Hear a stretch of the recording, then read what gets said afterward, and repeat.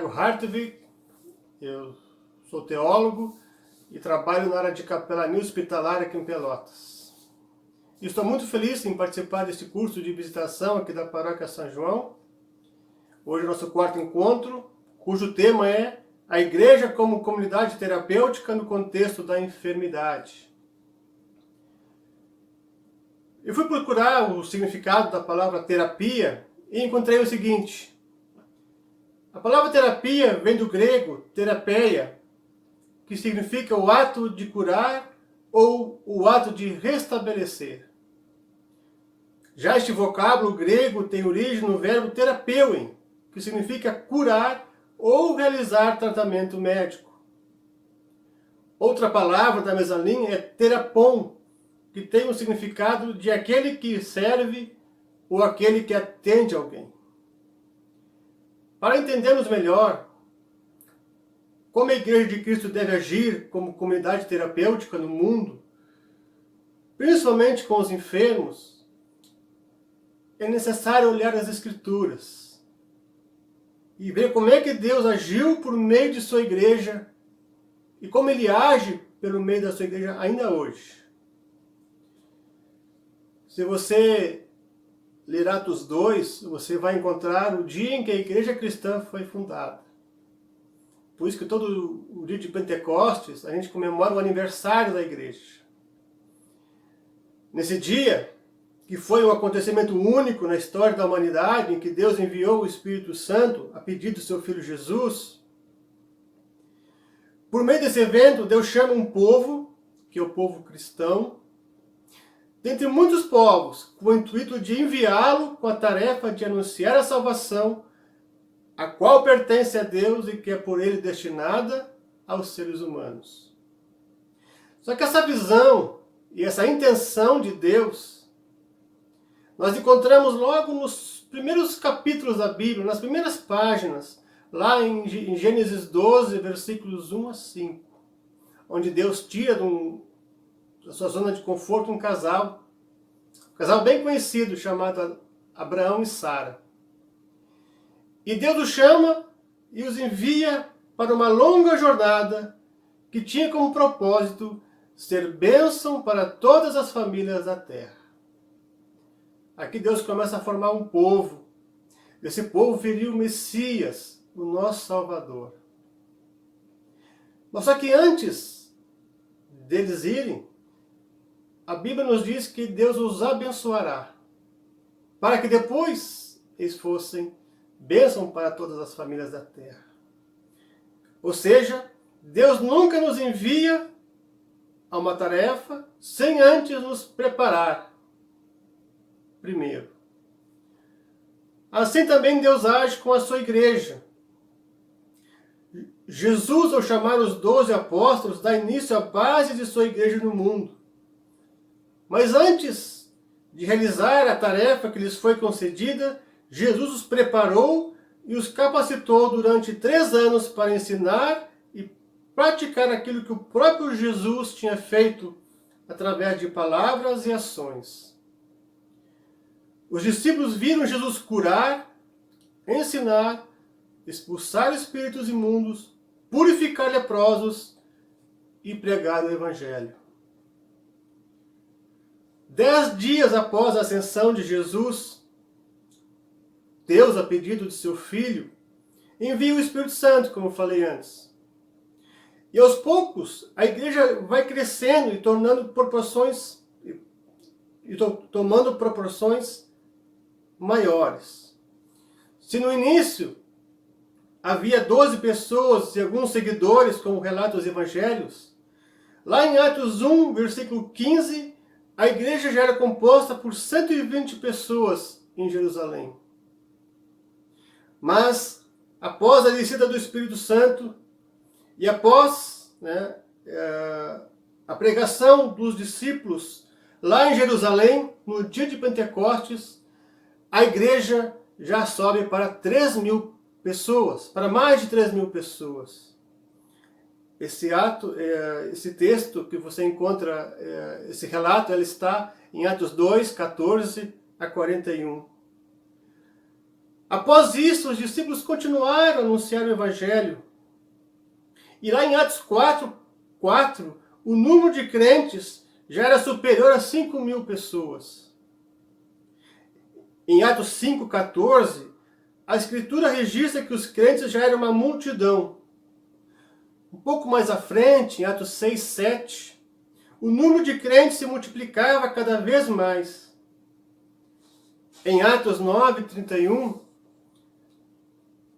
a igreja já se expande para a Judeia, Galileia e Samaria. E finalmente, em Atos 16, versículo 15, as igrejas são fortalecidas no mundo inteiro. Esse é um pequeno relato de como a igreja de Cristo foi crescendo no poder do Espírito Santo. À medida que a igreja de Cristo cresce, os sinais da presença do reino de Deus no mundo começam a se tornar cada vez mais visíveis. As pessoas, ao perceber o testemunho dos primeiros cristãos, são chamadas por Deus e começam a ingressar na igreja de Cristo. O resultado desses testemunhos nós encontramos lá em Atos 2,47, que diz o seguinte: louvando a Deus e contando com a simpatia de todo o povo, enquanto isso acrescentava-lhes o Senhor dia a dia os que iam sendo salvos.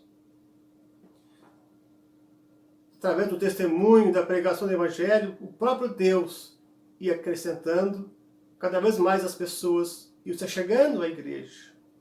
Isso não é fruto só de palavras, mas de ações também, de cuidado, de amor.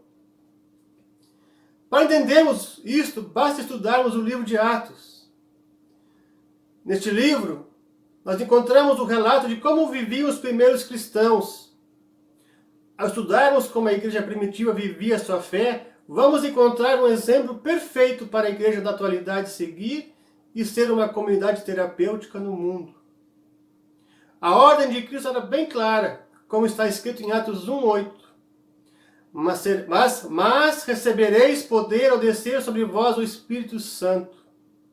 E sereis minhas testemunhas, tanto em Jerusalém, como em toda a Judéia e Samaria, e até os confins da terra. Veja que promessa maravilhosa. Essa era a promessa de Cristo, antes de subir aos céus. Eles receberiam o Espírito Santo e seriam testemunhas por todo o mundo das boas, maravilhosas obras de Deus. Isso impactaria o mundo, como impactou e impacta até hoje.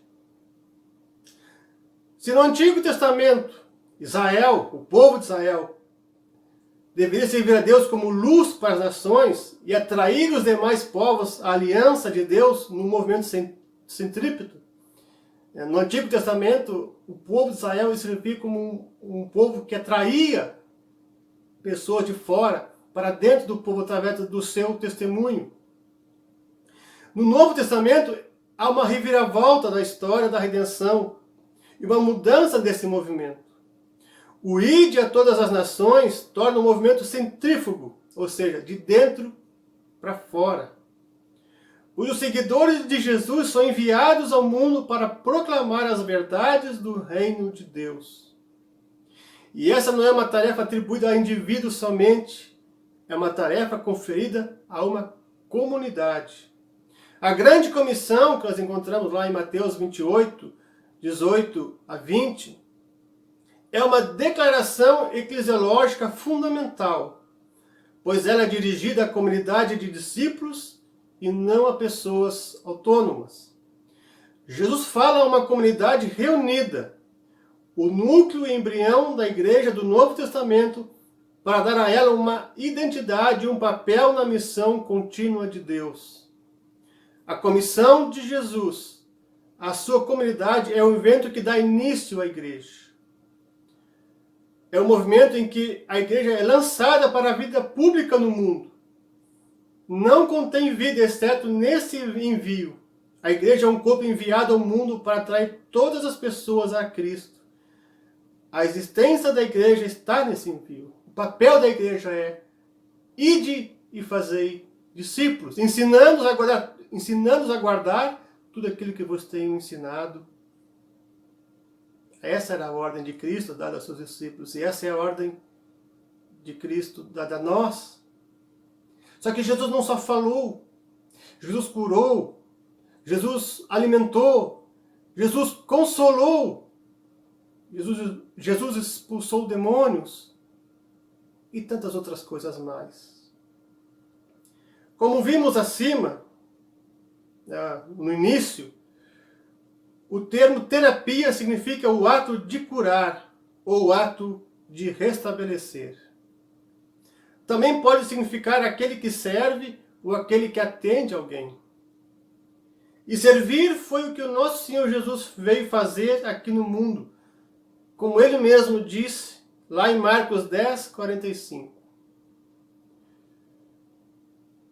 Pois o próprio Filho do Homem não veio para ser servido, mas para servir e dar a sua vida em resgate por muitos.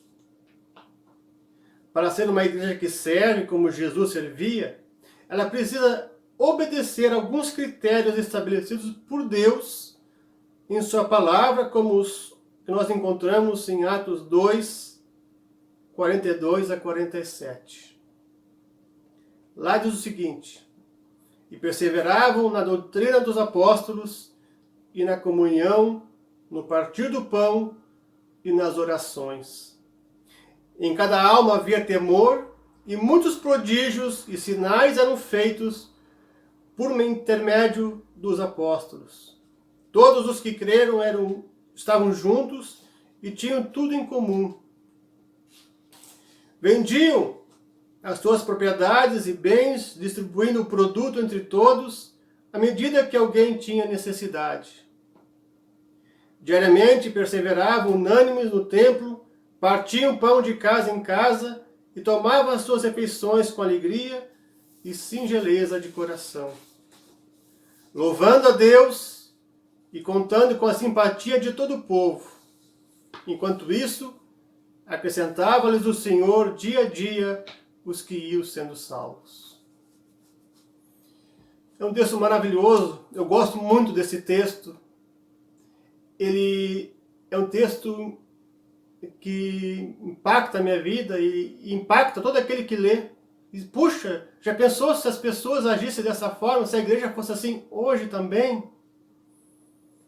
Pois é, eles se importavam com o próximo.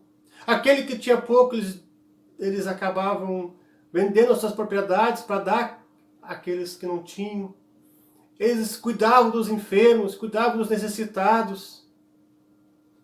Os primeiros cristãos impactaram o Império Romano, que era um império totalmente pagão, através da sua fé e das suas ações. Deus fez grandes sinais e maravilhas naquele tempo. E muitos acabaram sendo atraídos por essa fé e chegavam a crer em Deus e a serem salvos, como o próprio texto diz no final, e no final diz assim, no versículo 47, que acrescentava-lhes o Senhor dia a dia os que iam sendo salvos. E eu quero destacar aqui alguns pontos importantes que nós, como igreja, precisamos estar atentos. O primeiro ponto é que uma igreja que quer ser uma igreja terapêutica, que quer agir no mundo, que quer obedecer o ID de Cristo, que quer também demonstrar o amor de Deus, ela precisa ser cheia do Espírito Santo. No texto aqui, ele não deixa isso bem claro, mas a gente sabe que no mesmo capítulo 2 de Atos, que está esse texto, logo no início, versículos 1 a 4, nós encontramos a descida do Espírito Santo. Nós vamos encontrar os discípulos ali, reunidos numa peça, amedrontados, e quando o Espírito Santo enche, eles são encorajados e capacitados por Deus a pregar o Evangelho de tal forma que naquele dia que eles pregaram o Evangelho lá em Jerusalém, 3.000 pessoas se converteram. Que maravilha! Em Atos 2, 4 diz, todos ficaram cheios do Espírito Santo e passaram a falar em outras línguas, segundo o Espírito lhes concedia que falasse. O Espírito Santo é que move a igreja. Nós precisamos do Espírito Santo, ele é fundamental para a obra do Senhor. Por isso que Jesus o enviou, por isso que Jesus havia prometido. Nós não estamos sós na obra do Senhor. Ele enviou o Espírito para nos capacitar. Por isso nós precisamos do Espírito Santo. E o Espírito Santo quem envia é Deus, como ele mesmo enviou, e capacitou pessoas simples como os discípulos. Uns eram pescadores, um era cobrador de impostos. Eram pessoas de vários lugares diferentes, iletrados. Mas vejo como o Espírito Santo fez uma obra na vida daquelas pessoas. E também quer fazer na nossa, ele quer nos usar para levar a palavra, o amor e o cuidado com as pessoas. Aqui nós estamos falando em contexto de enfermidade, de visitação, que é um trabalho fundamental e importantíssimo, né, para as pessoas que estão sendo ajudadas. Elas são fortalecidas, elas percebem o amor de Deus, o cuidado de Deus, a mão de Deus sobre elas. Mas nós precisamos estar preparados pelo Espírito Santo, como os discípulos. E se nós voltarmos um pouco lá nos Evangelhos, qual foi a primeira coisa que Jesus fez antes de começar o seu ministério? Primeiro ele foi batizado. E quando ele foi batizado, desce o Espírito Santo em forma de pomba sobre ele. E o próprio Espírito Santo envia para o deserto. E lá ele é preparado para o ministério dele. E depois, no poder do Espírito Santo, ele fez toda a obra que Deus o tinha chamado, até que ele morre na cruz, mas ressuscita e dá a salvação a todo aquele que crê. Então, esse mesmo processo que os discípulos passaram, também Jesus já havia passado antes. E se eles passaram por isso, nós também precisamos passar. O segundo ponto que eu quero tratar, que estava aqui no texto de Atos 2, 42 e 47, é que eles perseveravam na doutrina dos apóstolos. Como servos de Deus, nós precisamos estar nos alimentando da palavra dia após dia. A doutrina dos apóstolos aqui é a palavra do Senhor, a Bíblia. Ela deve ser nossa arma de guerra, ela deve ser aquela que a gente deve abrir todos os dias, se debruçar sobre ela, meditar nela e aprender de Deus.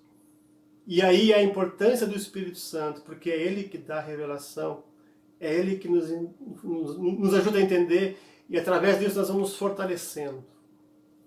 Uma terceira coisa que nós precisamos ter é comunhão. Como irmãos, uma igreja precisa estar unida. Uns precisam ajudar os outros, e vejam que a igreja do primeiro século contava com a simpatia de todo o povo. Por quê? Porque eles eram unidos, eles tinham comunhão, eles tinham o Espírito Santo, eles meditavam na palavra do Senhor. Quando a gente não é unido, quando a gente fica um para cada canto, a gente dá um mau testemunho. E também dá um sinal de que o Espírito Santo talvez não esteja em nossas vidas. É importante estar atento a isso. Por isso que Deus nos ensinou a perdoar, a conversar, a dialogar e a orar juntos. O quarto ponto é sobre que também eles perseveravam no partir do pão, nos sacramentos, e se uniam, comiam do pão e bebiam do sangue do nosso Senhor. Isso dava força para eles continuar firmes. Eles eram batizados no poder também do Espírito Santo. E viviam aquilo que o batismo significa, que é vida de arrependimento, vida de fé. Eles também eram alimentados pelo corpo e sangue de Cristo. E isso dava força para continuar indo em frente. Quinto ponto, que também é importantíssimo, eles perseveravam nas orações. Eles eram um povo que oravam.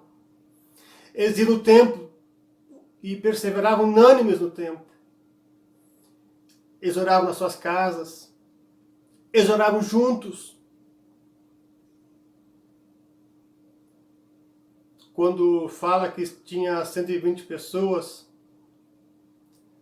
lá em Atos 1, versículo 15, a Bíblia diz que eles estavam orando juntos, e naquele momento que estavam orando, o Espírito Santo desceu.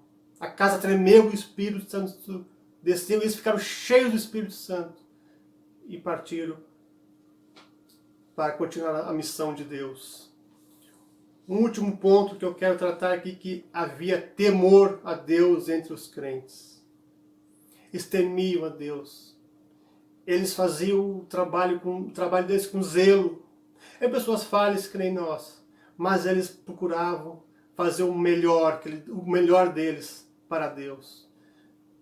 Eles faziam com amor sacrificial, o amor ágape, que é o mesmo amor que Cristo tinha na cruz, teve na cruz, quando morreu, se entregou por nós. Esse amor deve mover a igreja para fazer a sua missão de cuidar dos enfermos, cuidar dos necessitados, pregar o Evangelho, enfim, de todas as tarefas que nós somos chamados a fazer. Se você for em Atos 6, versículos 1 a 7, você vai encontrar a instituição dos diáconos. Os diáconos eram pessoas que cuidavam das pessoas mais necessitadas e carentes. Mas o versículo 3 nos relata que não era qualquer pessoa que era chamada pelos apóstolos. Eles tinham que ter 3 características. Primeiro, ser de boa reputação. Segundo, ser cheio do Espírito Santo. Terceiro, ser cheio de sabedoria. E aqui ser cheio de sabedoria não quer dizer ter bastante conhecimento, mas colocar em prática aquilo que sabe. E usar aquilo que sabe para glorificar o nome de Deus. Vejam, como pessoas cristãs, nós também temos que saber viver de forma correta. Viver conforme a palavra de Deus. Há muitas pessoas que têm um passado escuro, mas elas foram transformadas pelo Espírito Santo e a partir daquele momento elas se tornaram bênção na vida da igreja e do mundo. Quer um exemplo bíblico? O apóstolo Paulo, que perseguia e matava cristãos. Mas a partir do momento que ele teve encontro com Cristo e o Espírito Santo agiu nele, ele foi bênção. Assim como Abraão e Sara também foram bênção para todas as famílias da terra. Vejam, para sermos igreja que leva o amor de Deus às pessoas e que traz refrigério, que testemunha a salvação de Cristo. E a terapêutica, ela precisa estar de acordo com a vontade de Deus. A visitação, é um trabalho a visitação também é um trabalho diaconal, né? Diaconia quer dizer servir, né? Vem do grego. E servir a Deus. Cabe a nós, como seus discípulos, levar o amor de Deus e cuidar de quem tanto precisa. As pessoas que visitam propõem-se a serem companheiros de jugo dos enfermos. A figura do jugo é muito apropriada para o serviço da visitação e do cuidado com os enfermos. E também do papel da igreja no mundo. O jugo é uma madeira pesada e dura que se coloca sobre a cabeça dos bois e se ata aos seus chifres. Ele não é levado por apenas um boi, mas colocado sobre a cabeça de 2 bois, de forma que possam compartilhar o peso e o esforço que tem de fazer para puxar o arado ou a carreta. Também o jugo da enfermidade, do luto, quando compartilhado com alguém, costuma dar frutos e trazer crescimento e amadurecimento. Jesus também não deixa o enfermo a sós. Por isso ele mesmo diz lá em Mateus 11, versículos 28 a 30, Vinde a mim, todos que estáis cansados e sobrecarregados, e eu vos aliviarei. Tomai sobre vós o meu jugo e aprendei de mim, porque sou manso e humilde de coração, e achareis descanso para a vossa alma, porque o meu jugo é suave e o meu fardo é leve. Jesus caminha conosco. Ele quer ser aquele que vai nos ajudar a continuar o trabalho que ele começou. Essa foi a tarefa dada aos seus discípulos. Ide, e não só fazer discípulos, mas praticar e ensinar aquilo que ele mesmo fez. Para complementar, e esse aqui é um assunto bem interessante, porque eu vejo o cuidado com enfermos, não só a questão da visitação, mas também o cuidado como um todo da vida da pessoa, tanto dos necessitados, porque o cuidado com pessoas necessitadas pode evitar doença. A necessidade física, financeira, ela causa danos psicológicos. E nós conhecemos hoje as doenças da mente, as chamadas doenças psicossomáticas. E isso pode causar danos também físicos. Quando a gente está cuidando de alguém que está passando por necessidade, a gente também está evitando, né, que as pessoas ficam enfermas. Né? A gente pode estar evitando uma enfermidade. E isso é muito importante. Quando a gente ajuda alguém, a gente não só está mostrando, não só está demonstrando amor por ela, mas também está ajudando ela a evitar, quem sabe, uma doença ou uma coisa pior. Por isso eu queria falar sobre terapia holística. O que é terapia holística? Ela retrata bem como a igreja deve lidar com os enfermos. Terapia holística trata a saúde em todos os seus aspectos. Aspecto mental, emocional, física, espiritual, ambiental e social. A terapia holística é uma abordagem terapêutica que trata o ser humano como um todo. O significado de terapia holística vem do holismo, que procura compreender os fenômenos na sua totalidade, na sua globalidade. Por exemplo, quando a pessoa fica enferma, e a partir do momento que ela adquire uma enfermidade, ela começa a passar por uma prova dramática, onde ela vai enfrentar vários tipos de situações e sentimentos. Um deles é o sofrimento. E o sofrimento vai gerar conflitos profundos, que levam a perder o gosto pela vida e até clamar pela morte. Quando se abate sobre a pessoa, a doença abala e transforma toda a existência, chegando a perturbar o relacionamento com Deus. Nessa hora, apavorar-se e angustiar-se é normal, e as próprias palavras de Jesus na cruz refletem isso. Meu Deus, por que me abandonaste? Está lá em Mateus 27, 46. Além disso, muitos se preocupam com a situação financeira, como vão os negócios em casa, se vai perder o emprego ou não, se vai ser curada. Muitos pensam que são um peso para a família. Outros se preocupam com os profissionais de saúde, se eles vão trabalhar bem, se vão cuidar direito. Alguns ainda se preocupam com os sonhos não realizados. São coisas que tudo eu vejo no hospital. Né? A pessoa não só se preocupa com a questão física da saúde, mas se o trabalho vai permanecer, se ela vai conseguir alimento, se ela vai conseguir se sustentar. E muitas pessoas estão sozinhas, outras têm famílias que ajudam.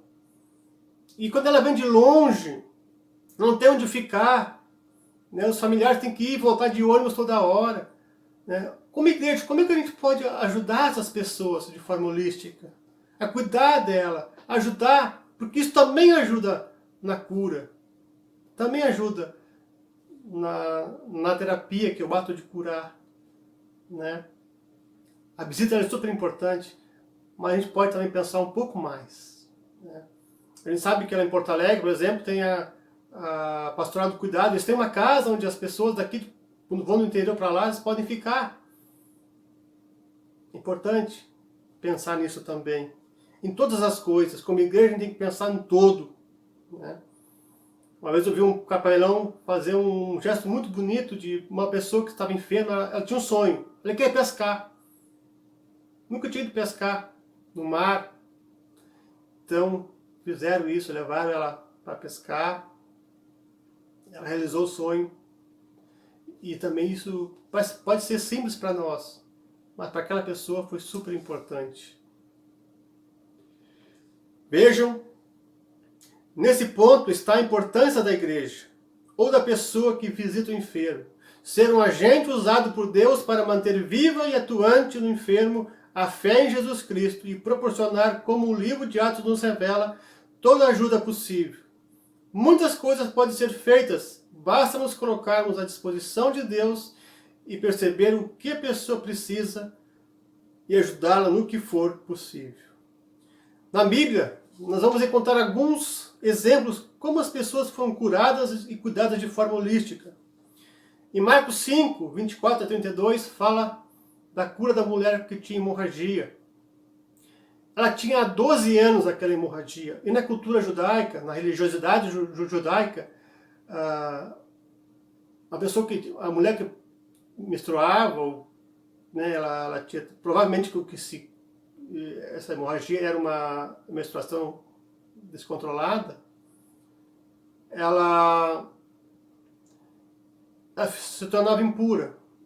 Ela não podia ir no culto, ela não podia tocar nem seu esposo, nem seus filhos, nem sua família, nem seus amigos, ela não podia nem sair de casa, porque isso se tornava, ela estava indo contra a lei de Deus, contra a lei de Moisés, se ela fizesse isso. Mas a Bíblia conta que ela foi contra a lei, atrás de Cristo.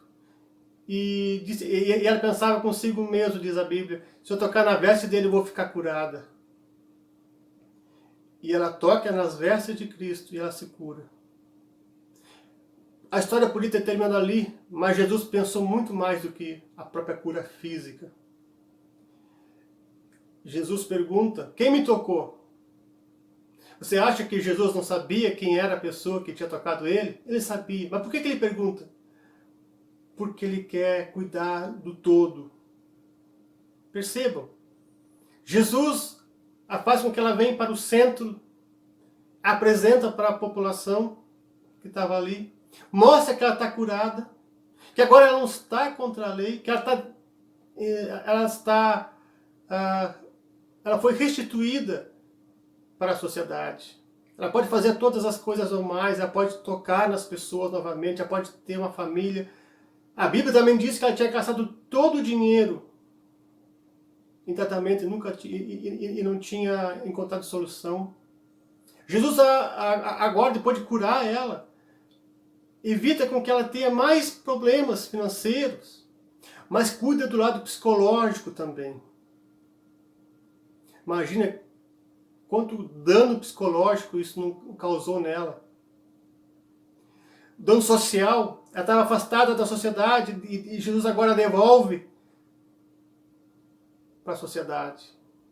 Vejam, há um cuidado completo aqui. E também a questão do cuidado da religiosidade. Ela está apta para voltar ao culto agora.